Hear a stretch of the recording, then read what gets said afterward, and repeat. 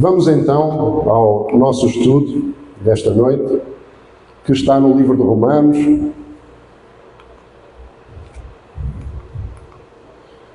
A carta aos Romanos, ela não é complexa, ela não é complicada, mas ela é difícil de digerir.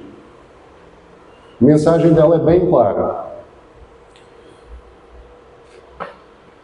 A carta aos Romanos, ela exalta de uma maneira tremenda a soberania de Deus sobre toda a sua criação. Só que ao mesmo tempo que ela exalta a soberania de Deus, ela rebaixa completamente o homem ao lugar que é dele. E é isso que nós vamos estudar nos próximos cultos, com a permissão de Deus. Antes de entrarmos na carta em si, um breve panorama da carta aos Romanos. Ela foi escrita entre 55 a 57 d.C., quando Paulo estava terminando as viagens missionárias, as 3 viagens dele. É provável que ele estivesse em Corinto quando escreveu essa carta, porque é mencionado Gaio, seu hospedeiro, lá, e é provável que ele seja o mesmo Gaio de Corinto. E essa carta talvez tenha sido levada por Febe, que era uma diaconisa da igreja. Então aí já mostrando que sempre houve espaço para o serviço das mulheres de Deus. Inclusive, serviço muito importante, porque estamos falando de escritura sendo levada aos cristãos. Os destinatários eram as igrejas que estavam na cidade de Roma e que se congregavam nas casas dos irmãos. Faz lembrar muito os nossos GCs, certo, Jonathan? Então, todos os dias lembrem-se o seguinte: a igreja são vocês, todos que aqui estão. Não é isso aqui. Se estivermos todos reunidos lá fora, nós somos igreja. Se estivermos reunidos nas nossas casas, nós somos igreja. Agora, um só, sozinho, ele faz parte do corpo, mas ele não é o corpo. Então nós precisamos de comunhão uns com os outros.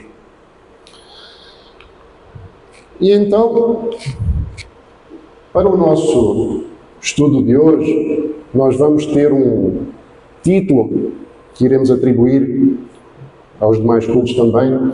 E a nossa primeira parte do estudo é titulada de Indesculpáveis, e ao longo da Escritura nós vamos entender o porquê disso aí. Hoje nós vamos nos focar do capítulo 1 até o 3º capítulo. Se não conseguirmos finalizar os 3 capítulos, não tem problema, retomaremos, querendo Deus, na próxima segunda-feira. Mas este título, ele tem tudo a ver com aquilo que Paulo trata nos primeiros 3 capítulos. Então guardem bem essa palavra de indesculpáveis, porque é o centro daquilo que nós vamos tratar e que Paulo tratou nessa carta.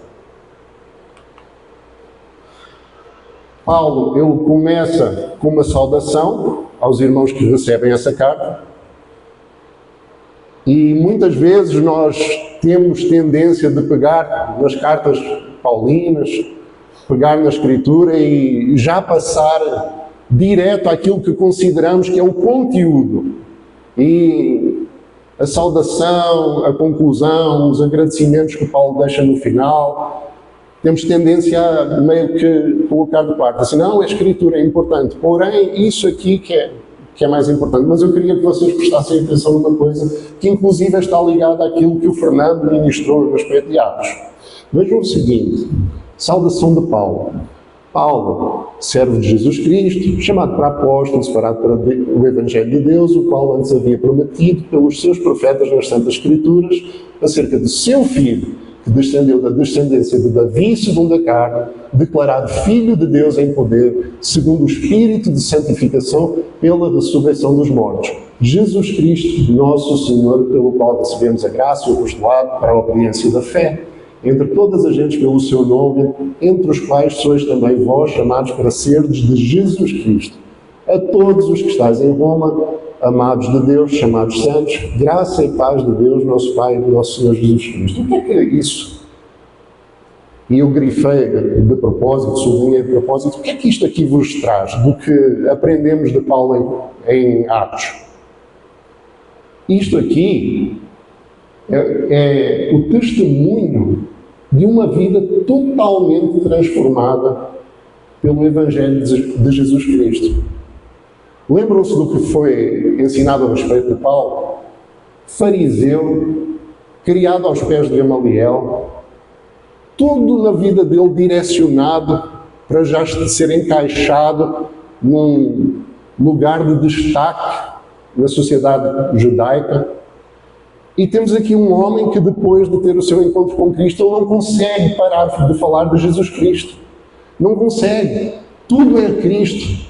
Serve de Jesus Cristo. Se pegarmos, inclusive, o texto original em grego, aquele servo ali, a palavra é utilizada para denotar escravo de Jesus Cristo. E Paulo fala isso com a maior alegria. Servo de Jesus Cristo, seu filho, descendência de Davi segundo a carne. Meus irmãos, alguém falar que Cristo era descendente de Davi, sendo fariseu, inclusive os fariseus eles se esforçavam por mostrar o contrário. Até hoje os judeus se esforçam por tentar desbancar a genealogia de Jesus. E temos aqui um daqueles que estava sendo preparado para ser dos maiores entre eles, dizendo assim: descendência de Davi, Filho de Deus, Jesus Cristo, nosso Senhor. Meus irmãos, isto aqui é outro homem. É alguém que nasceu de novo em Cristo.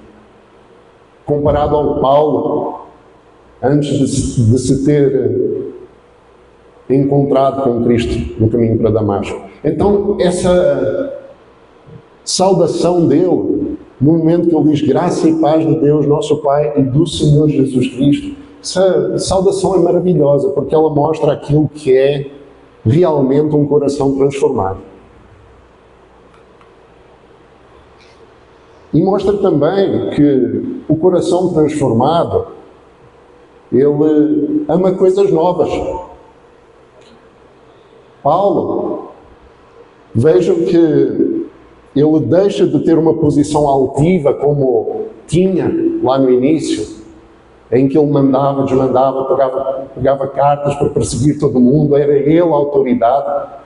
Quando ele vai e se rende completamente à autoridade de Deus. Vejam aqui. Primeiramente, dou graças ao meu Deus por Jesus Cristo. Aqui de novo Jesus Cristo. Ele dando graças por Cristo. Acerca de todos vós, porque em todo o mundo é anunciada a vossa fé. Porque Deus é quem se no meu Espírito, no Evangelho de seu Filho. De novo, ele não consegue tirar Cristo da boca dele. Literalmente não consegue parar de falar de Jesus. Tem tanta pessoa que se diz cristão nos nossos dias, quando abre a boca para falar de Jesus, é só para substituir palavrão. Quando acontece alguma coisa de ruim, aí já é Jesus Cristo. Só aí que eu lembro de falar de Cristo. Na hora de evangelizar, ele é o primeiro a assumir. Mas nós temos aqui alguém que não consegue tirar Jesus Cristo dos seus lábios. É testemunha de como incessantemente faço menção de vós, pedindo sempre em minhas orações que, em algum tempo, pela vontade de Deus, se me ofereça boa ocasião para ir ter convosco. Isso é Paulo se submetendo, apesar daquilo que ele gostaria de fazer, de estar com os irmãos em Roma, ele se submetendo àquele que ele sabe que tem autoridade sobre todas as coisas. Ele pede em oração, nós pedimos em oração coisas a Deus, mas não para que Deus faça a nossa vontade. Nós pedimos em oração para que a nossa vontade esteja alinhada com a vontade de Deus. Não é Deus que se vai transformar para se adequar àquilo que nós queremos, ao que eu quero, ao que você quer. Não. Nós é que somos transformados para fazer a vontade de Deus a cada dia. Porque desejo ver-vos para vos comunicar algum dom espiritual a fim de que sejais confortados, isto é, para que juntamente convosco eu seja consolado pela fé mútua, tanto vossa como minha. Eu acho interessante aqui que Paulo ele deixa claro o que é o dom espiritual que ele quer compartilhar com os irmãos. E isso aqui mostra o importante do seguinte, irmãos, contexto, quando lemos a palavra. Porque eu já vi, certamente os irmãos já viram, quando alguém pega só um trechinho para dizer aquilo que quer dizer. Paulo ele diz aqui, quer comunicar algum dom espiritual, a fim de que sejais confortados. Mas ele explica o que é esse dom espiritual. Ele diz o seguinte, isto é, ou seja, esse dom que eu quero transmitir-vos é o quê? Que juntamente convosco eu seja consolado pela fé mútua, tanto vossa como a minha. Quando nós nos reunimos, e voltando a falar das células dos GCs, quando nós nos reunimos nesses grupos menores, nós estamos exercendo um dom espiritual, o dom da fé. Nós nos confortamos mutuamente uns aos outros, nós nos edificamos, nós oramos uns pelos outros, nós cuidamos uns dos outros. Isso é viver em comunhão e é precisamente aquilo que Paulo está querendo fazer com os irmãos em Roma. É poder participar disso para quê? Para ele ser edificado, ele ser confortado, ele ser consolado e eles também serem consolados em função da presença de Paulo com eles lá. E aqui, posição de evangelista. Vejam o seguinte, para também ter entre vós algum fruto, como também entre os demais gentios. Isto aqui mostra o seguinte, Paulo, ele não parava de evangelizar nunca. Não parava de levar a palavra de Deus nunca. Porque ele está pensando em ir a Roma para pregar o Evangelho. Como ele diz ali, estou pronto para também vos anunciar o Evangelho a vós que estáis em Roma. Mas ele diz antes o seguinte, como também entre os demais gentios. Colher fruto entre os gentios. Alcançar mais vidas entre os gentios. Paulo, ele nunca parava de pregar o Evangelho, ele nunca parava de anunciar Jesus Cristo.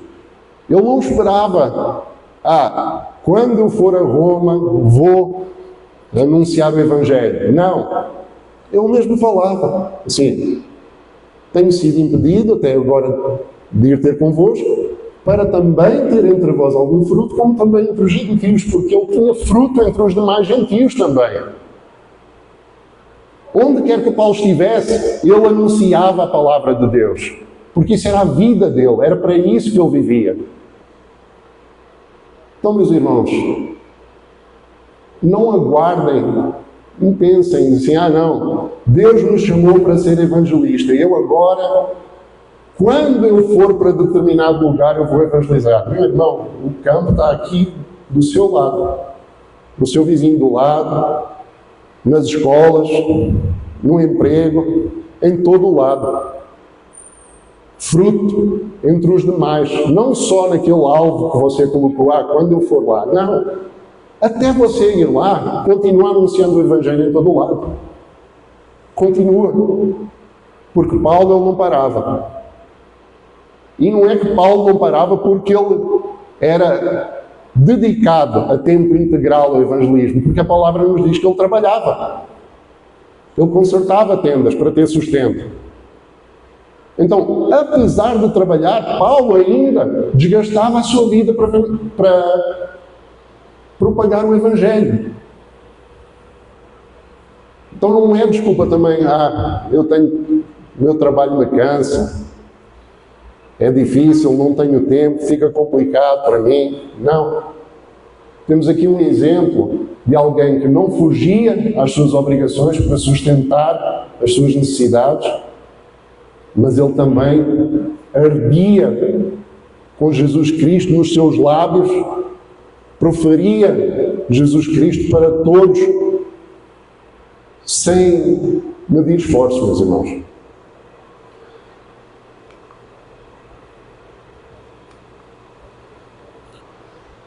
E é o que Paulo diz aqui.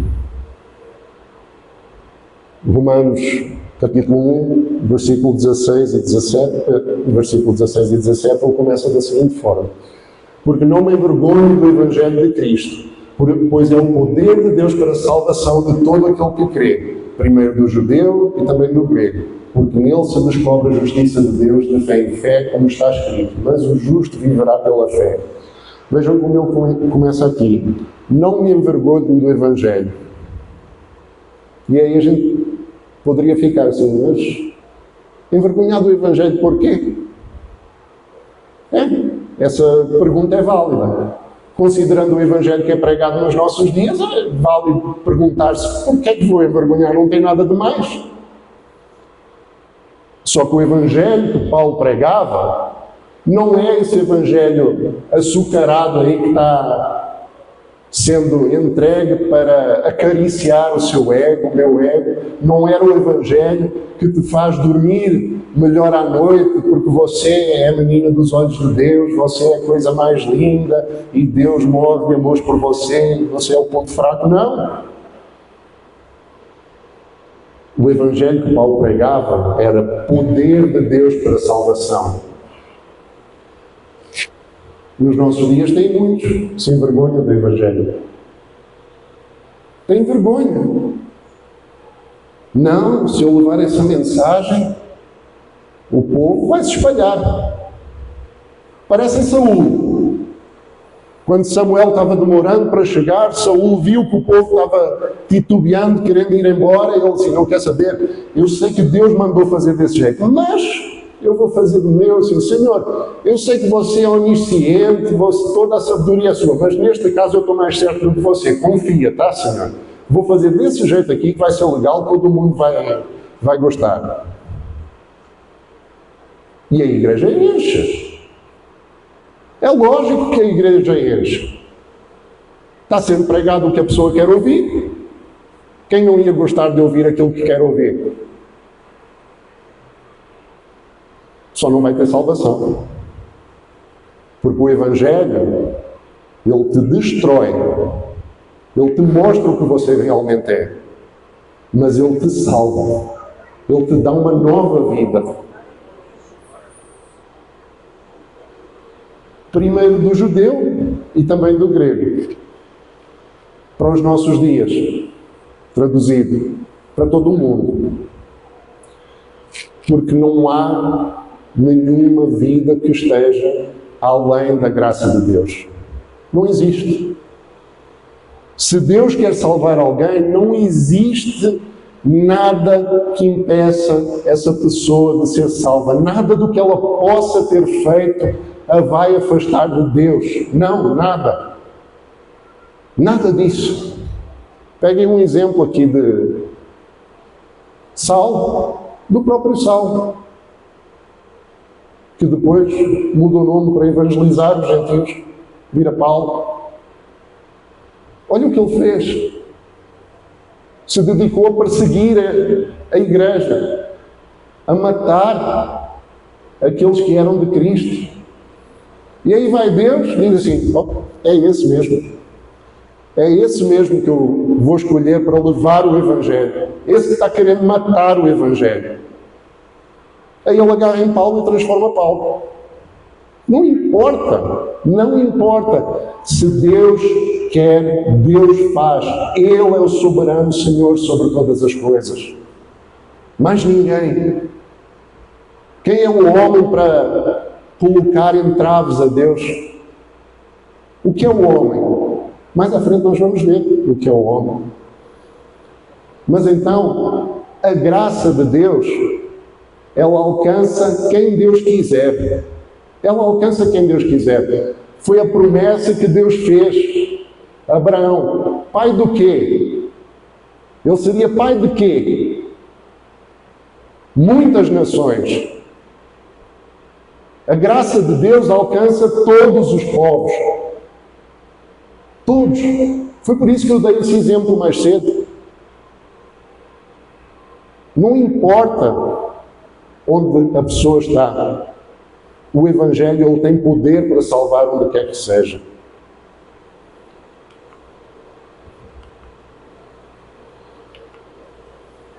E continuamos. Salvos de quê, meus irmãos? Temos ouvido tanta coisa nos dias de hoje também. Deus te salva da sua insônia. Já ouvi isso. Deus te salva do teu desânimo no dia a dia. Deus te salva da tua baixa autoestima. Deus te salva do boleto. Fica sem pagar para você ver. Deus salva de tudo.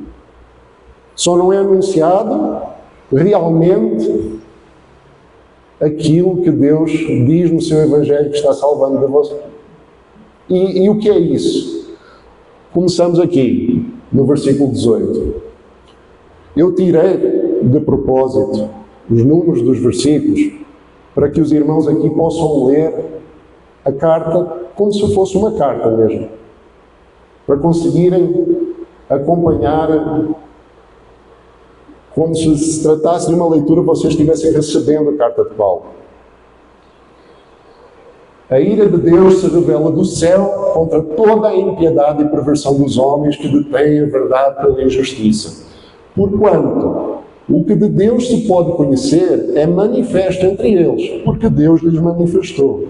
Porque os atributos invisíveis de Deus, assim o seu eterno poder, como também a sua própria divindade, claramente se reconhecem desde o princípio do mundo, sendo percebido por meio das coisas que foram criadas. Tais homens são, por isso, indesculpáveis, que é o título do nosso estudo de hoje. Isto aqui mostra o quê? Que não há como dizer assim, eu não sabia que Deus existia, então eu não posso ser condenado por isso.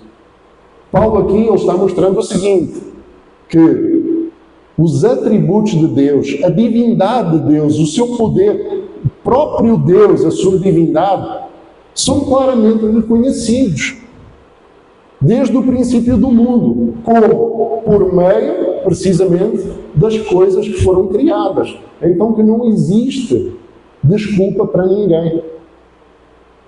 Não há como dizer, eu não sabia. Isso faz com que a nossa mente ela trave, porque nós ficamos pensando, mas e aquele grupo de pessoas lá que nunca ouviram o Evangelho, aquele grupo de pessoas que nunca teve um evangelista. Meus irmãos, a palavra é clara. O homem ele não é condenado porque ouviu o Evangelho e não creu. Ele é condenado também por isso. Só que a palavra fala que todos são indesculpáveis. Porquê? Porque Deus, ele se revela nas coisas que existem. E ainda assim, apesar disso aí, os homens não reconhecem a Deus. E Paulo ele vai explodir isto aqui para explicar ainda mais a respeito desse assunto. Mas aqui Paulo já deixa claro o seguinte, que a ira de Deus se revela do céu. Ou seja, a ira de Deus, ela já se manifesta no mundo. Existe ainda a ira que virá. Mas a ira de Deus, ela já é manifesta nos nossos dias. E que a revelação geral de Deus, que é através das coisas criadas, ela não é suficiente para salvar, mas ela é suficiente para condenar todo mundo. E nós vamos entender agora o porquê disso aí. Continuamos, do verso 18 até o 32. Essa parte é um pouco mais extensa, mas sigam comigo. Porque os homens, portanto, tendo conhecimento de Deus, não o glorificaram como Deus, nem lhe deram graças. Antes se tornaram nulos em seus próprios raciocínios. O homem, ele arruma 1001 explicações para as coisas que existem. Mesmo que eu não comprove, ele assume a teoria que ele faz como fato. Em seu próprio raciocínio, o homem se torna nulo, obscurecendo-lhes o coração insensato. Incalculando-se por sábios, tornaram-se loucos e mudaram a glória do Deus incorruptível em semelhança da imagem de Deus, em semelhança da imagem de homem corruptível, bem como de aves, quadrúpedes e répteis. E isso aqui pode parecer que era só lá na Antiguidade, tá, meus irmãos? Mas leiam o seguinte, porque diz ali, mudaram a glória do Deus incorruptível em semelhança de imagem de homem e aves e quadrúpedes e répteis, certo? Vejam aqui embaixo. Por isso, Deus entregou tais homens à imundícia, pela concupiscência do seu próprio coração. O que é concupiscência? Os desejos dos seus próprios corações. Deus, Ele entrega os homens àquilo que Eles já querem. Então, o pecador, ele está pecando porque é o que ele gosta de fazer, é aquilo que ele quer. Ele está entregue àquilo que ele ama. Pelos desejos do seu próprio coração, para desonrarem o seu corpo entre si, pois eles mudaram a verdade de Deus em mentira, adorando e servindo à criatura em lugar do Criador, o qual é bendito eternamente. Amém. Vejam este parágrafo aqui. Mudaram a verdade de Deus em mentira, adorando a criatura em vez do Criador. Vocês acham que isso acontece nos nossos dias? Sim ou não? Nós temos tanta facilidade em adorar seres humanos. Não faço isso não. Não? Vamos pôr aqui à prova. Instagram. Não estou dizendo que o Instagram é mau, não, gente. Inclusive é uma ótima ferramenta de evangelização, tá? É sensacional para isso. Mas vejam, é tão fácil ficarmos deslumbrados por certas pessoas no Instagram. É tão fácil ficarmos deslumbrados por celebridades no mundo. É tão fácil ficarmos deslumbrados por celebridades gospel, por assim dizer. É tão fácil. É tão fácil que, se nós virmos alguém em público atacando a palavra de Deus, nós vamos reagir da seguinte forma: Deus vai tratar com ele. Não vou nem perder meu tempo com esse ímpio aí. Mas se ele ataca o pastor celebridade que nós gostamos, meus amigos, aí parte para a briga mesmo. Aí a pessoa corre lá na frente e diz assim: você não sabe do que você está falando, é um grande homem de Deus, eu já vi ele fazer isso, aquilo e aquilo outro. Quem está acima? A palavra de Deus? Revelação do próprio Deus? Ou o pastor? Mas a gente corre para defender o pastor. A palavra de Deus, deixa ela se virar. Com isto eu não quero dizer que nós temos que fazer descaso dos pastores. Não. Nós temos que amar os pastores. Nós temos que cuidar deles. Nós temos que ajudá-los enquanto eles se submeterem à palavra de Deus, porque a autoridade é a palavra de Deus. Nós temos que nos desgastar na obra de Deus assim como eles se desgastam. Mas isso aqui tem que estar acima dos homens. O Deus que nos deu isso aqui tem que estar acima dos homens. Então vejam o seguinte, por causa disso, e nós já vimos aqui o seguinte, por isso Deus entrega tais homens à imundícia, pela concupiscência do seu próprio coração. Então já chegámos à conclusão que Deus entrega esses homens para eles fazerem o que querem. E continua aqui, por causa disso, Deus os entrega a paixões infames. E aí continua, porque até as mulheres mudaram o modo natural das suas relações, semelhantemente, os homens também, deixando o contato natural da mulher, se inflamaram mutuamente em sua sensualidade, cometendo torpeza, homens com homens, recebendo em si mesmo a merecida punição do seu erro.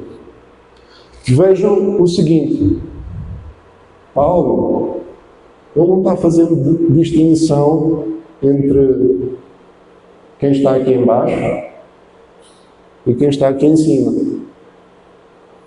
Deus entregou os homens que adoram a criatura em vez do Criador às suas próprias paixões. Os homens que se inflamaram, os homens e as mulheres que se inflamaram mutuamente em sua sensualidade, eles são entregues às paixões infames, às próprias paixões deles também. Continuem. E por haverem desprezado o conhecimento de Deus, o próprio Deus os entregou a uma disposição mental reprovável. Ou seja, de novo, todos aqueles que praticam o mal, e não é só um tipo de mal. Esse trecho aqui embaixo, dos homens deixando o modo natural das coisas, das mulheres deixando o modo natural das coisas, ele é tomado dessa carta aqui e o resto em cima fica esquecido, a maior parte das vezes. Só que entendam o seguinte, tanto esses quanto aqueles que são idólatras no seu coração são culpados do mesmo jeito. Porquê? Por causa do que está lá em cima.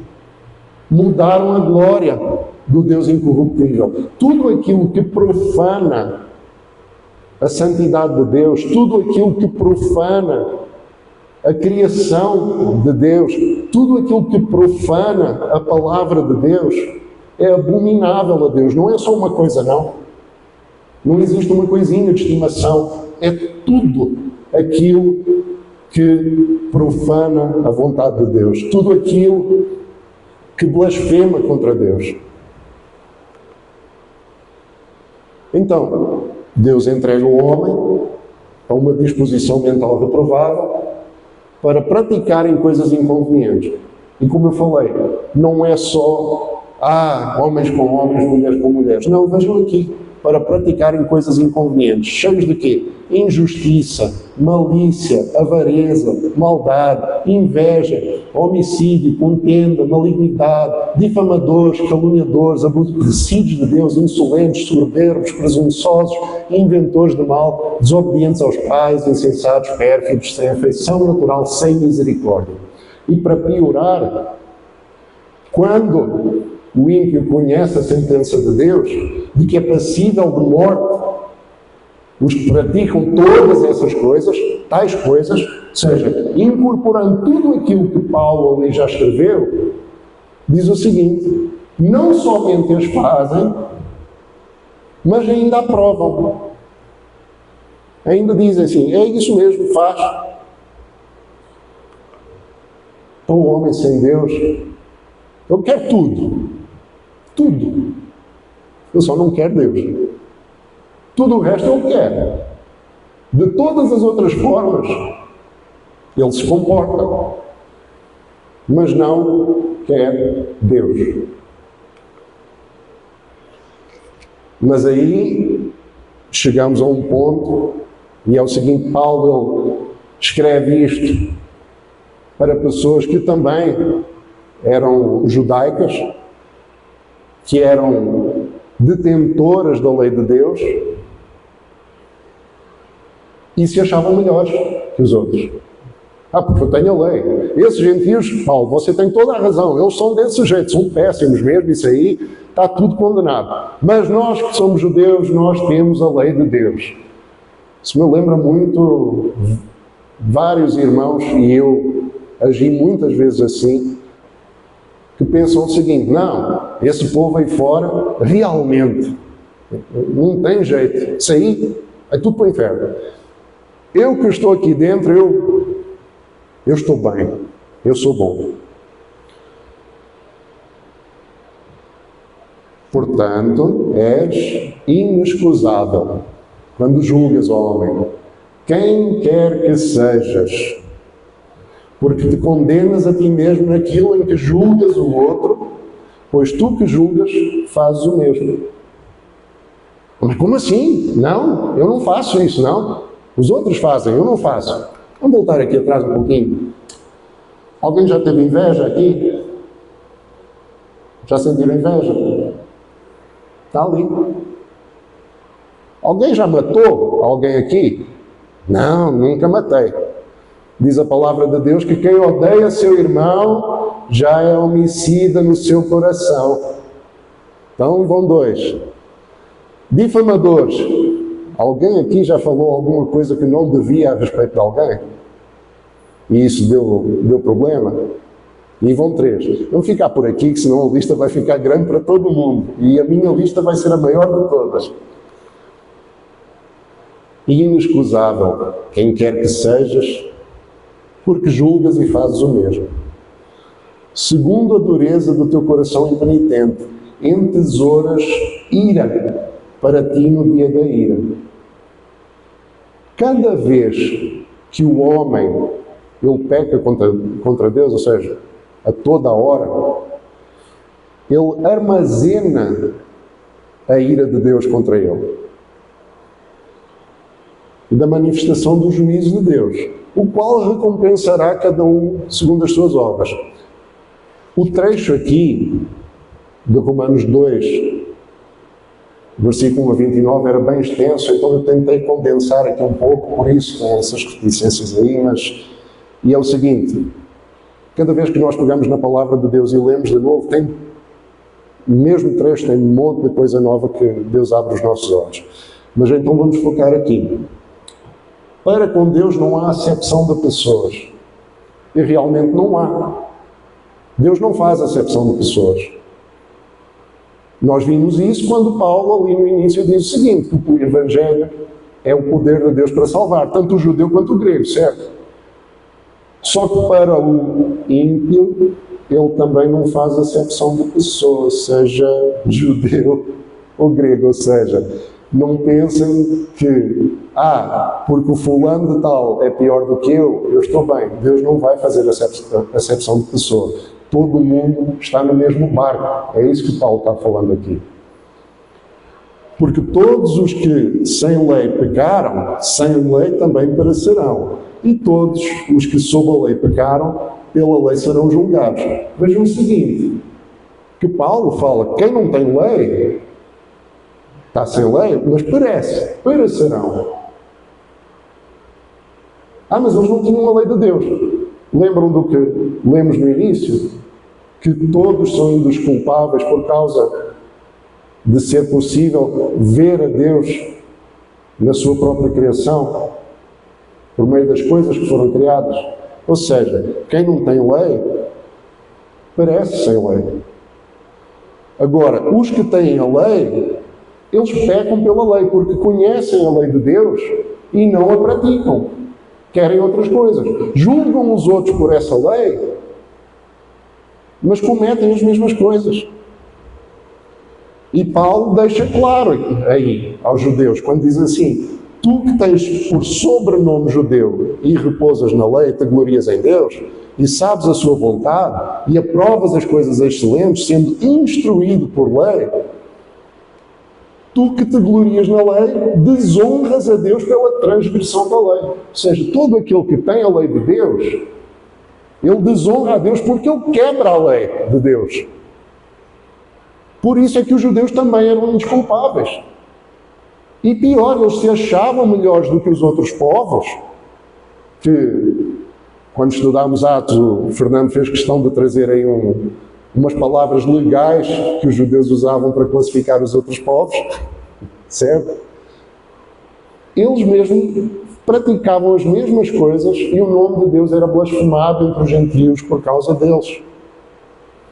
Então, chegamos aqui a essa conclusão. E aí, quem é que então está fora dessa situação? Será que tem alguém que não se enquadra nisso aqui? Será que existe alguém que é justo? Porque nós lemos lá atrás, o justo viverá pela fé. Então quem que é justo? Quem é? Qual é a vantagem do judeu? Qual a utilidade da circuncisão? Muita. A lei de Deus, ela traz à luz a justiça de Deus. Então, a utilidade da aliança de Deus com os judeus, ela era válida e Deus era fiel à sua aliança com os judeus. Só que os judeus eram infiéis a essa aliança, assim como todos os outros homens.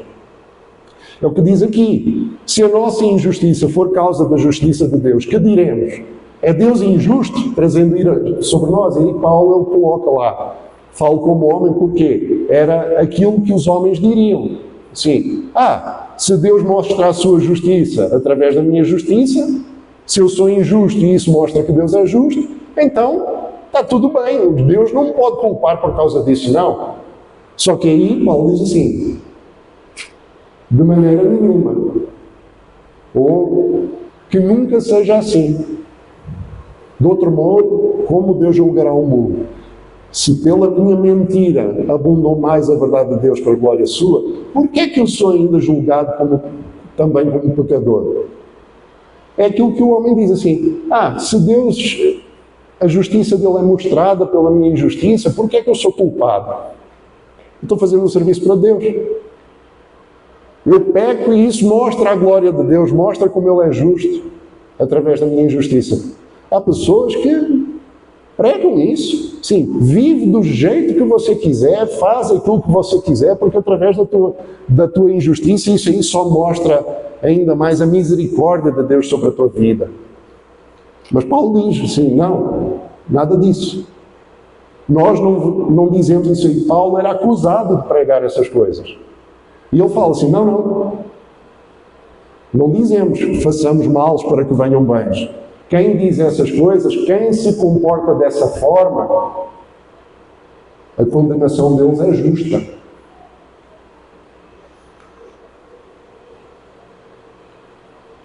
Somos nós mais excelentes, e agora Paulo se coloca no lugar de judeu. Somos nós. Ele já bateu nos judeus, já bateu nos gentios, e ele agora, sim, vou-me colocar no mesmo barco para que eles entendam que eu apanho junto. E diz o seguinte, somos nós mais excelentes? De maneira nenhuma. Pois já de antes demonstramos, ou seja, Paulo fez toda aquela dissertação mostrando o seguinte, que tanto judeus como gregos, todos estão debaixo do pecado. Ou seja, ninguém está fora. Mas e o justo? Onde que fica o justo? Se ninguém. Todos estão debaixo do pecado. Aí Paulo coloca o prego final no caixão. Nesses 3 capítulos. Nos próximos capítulos tem mais pregos. Mas aqui ele diz assim, não há um justo. Não há um. Não há um. Não. Nenhum sequer. Não há ninguém que entenda. Não há ninguém que busque a Deus. Todos se extraviaram, juntamente se fizeram inúteis. Não há ninguém que faça o bem. Não há nenhum só. Quando a gente ouve isso assim, não há ninguém justo. Mas não, nem um só. Nenhum. Ninguém. A sua garganta é um sepulcro aberto. E vejam o seguinte aqui. Eu marquei o seguinte. Garganta, sepulcro aberto. Com a língua tratam enganosamente. Peçonha de áspide está debaixo dos seus lábios, cuja boca está cheia de maldição e amargura. Garganta, língua, lábios, boca. Tudo aqui. O que é que Jesus Cristo falou? Que o que procede, o que sai da boca do homem, é isso que corrompe, certo? Não é o que entra, é o que sai. Vejam aqui, Paulo está mostrando isso sentido, que o que sai do homem sem Deus é isso. Mesma coisa que Cristo falou. E isso leva a quê? Os seus pés são ligeiros para derramar sangue, os seus caminhos à destruição e miséria. Não conheceram o caminho da paz. Vejam que Paulo aqui ele faz o seguinte, assim, olha, o que sai da boca é de um jeito, e por causa disso, o comportamento dessa pessoa, ou seja, os seus pés nos seus caminhos, não conheceram o caminho da paz. Por causa disso que está dentro do coração deles e que eles proferem, eles se comportam dessa forma. Ora, nós sabemos que tudo o que a lei diz, aos que estão debaixo da lei o diz, para que toda a boca esteja fechada e todo o mundo seja condenável diante de Deus. Por isso, nenhuma carne será justificada diante dele pelas obras da lei, porque pela lei vem o conhecimento do pecado. Meus irmãos, ninguém aqui alcança salvação por alguma coisa que fez. Ninguém. Se você está convencido que você está sendo salvo por causa de alguma coisa que você fez, parabéns para você. Você se salvou, então. Só que a palavra diz que ninguém se salva pelas suas próprias obras, pelas obras da lei. Ninguém. E não há um justo. Não, nem um só. Então, mas se não há um justo, e o justo viverá pela fé, como que isso funciona? Como que é possível uma coisa dessas? Parece uma contradição. Um dilema. Como é que isso é possível?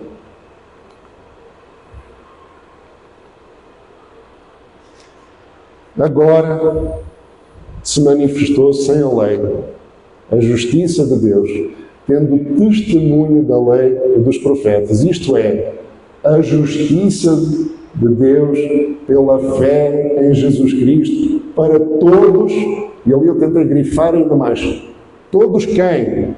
Os que creem. A justiça de Deus pela fé em Jesus Cristo para todos e sobre todos os que creem, porque não há diferença. Não há diferença do quê? Não há diferença se era judeu ou se era grego, se era judeu, se era gentio. Não. A graça de Deus, ela se abre. Do mesmo jeito que todos estavam debaixo do pecado, todos estavam encerrados debaixo dessa maldição, e Paulo deixa totalmente claro isso aí, então também não há diferença para aqueles que creem. Não importa de onde vieram, quem eram, onde estavam, o que faziam. Não. Aquele que é alcançado pela graça de Deus, aquele que tem fé em Jesus Cristo, aí a justiça de Deus é imputada na vida dele. Não é a própria justiça dele, não. É a justiça pela fé em Jesus Cristo. Porque todos pecaram, destituídos estão da glória de Deus, mas são justificados gratuitamente pela sua graça. Gratuitamente pela graça. Pela graça nós somos salvos por meio da fé em Jesus Cristo. Única e exclusivamente por isso. Não merecemos e não tínhamos como pagar. Não foi por obras. É o que diz aqui embaixo. Onde está logo a jactância? A jactância é o se gabar. Gente, não temos o que nos gabar, não. Nós fomos salvos pela graça de Deus. Não é porque nós merecíamos, não. Não é por nada que nós fizemos, não. E se nós aceitamos a Cristo, foi porque Deus o operou na nossa vida para que nós o aceitássemos. Porque nos primeiros 3 capítulos nós vimos o quê? Não há um justo, não, nem um só. Não há ninguém que busque a Deus, não há ninguém que entenda. Ah, mas eu entrei na igreja buscando Deus. Assim, não, você entrou na igreja buscando aquilo que Deus te podia dar. E aí Deus te deu uma coisa maior do que você imaginava, que foi a salvação, que você não veio buscar, mas Ele te deu de graça. Essa é a diferença, meus irmãos. É isso. Graça gratuita e merecida. E que todo aquele que verdadeiramente crê em Cristo, ele tem. Não por obras. Quer se gloriar em alguma coisa? Glorie-se no Deus que te salvou. Orgulhe-se do Deus que te salvou. Orgulhe-se daquilo que Ele fez na tua vida, não daquilo que você fez. Porque você não fez nada, foi Ele que fez tudo.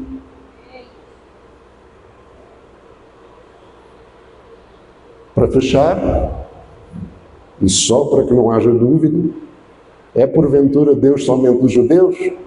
Também dos gentios, certamente. vamos substituir aqui somente dos judeus, vamos colocar aqui: é porventura Deus somente meu? Não. Não é só meu. É dos demais. Que Ele salva, que Ele traz para Ele, que foram comprados pelo sangue de Jesus para fazerem parte desse corpo. E Ele salva sem fazer acepção de pessoas. Como Ele falou: far-te-ei pai de muitas nações. Deus, Ele está comprando para si, salvando para si mesmo, um povo feito de muitos povos, de muitas raças, de muitas línguas, de toda a terra. E Ele está fazendo isso até o dia de hoje, porque o nosso Deus não é um Deus que fica ali de braços cruzados a mexer os dedinhos, pensando assim: bom, vamos ver aqui quem me vai aceitar, vamos ver quem que vai querer ser salvo. Não, é um Deus soberano que diz o seguinte, assim: de mim vem a salvação e eu ainda não terminei, eu ainda estou fazendo uma obra de salvação nesse mundo, eu vou alcançar mais pessoas, e é por isso que vocês estão aqui, porque eu vos trouxe para que vocês sejam instrumentos na minha mão.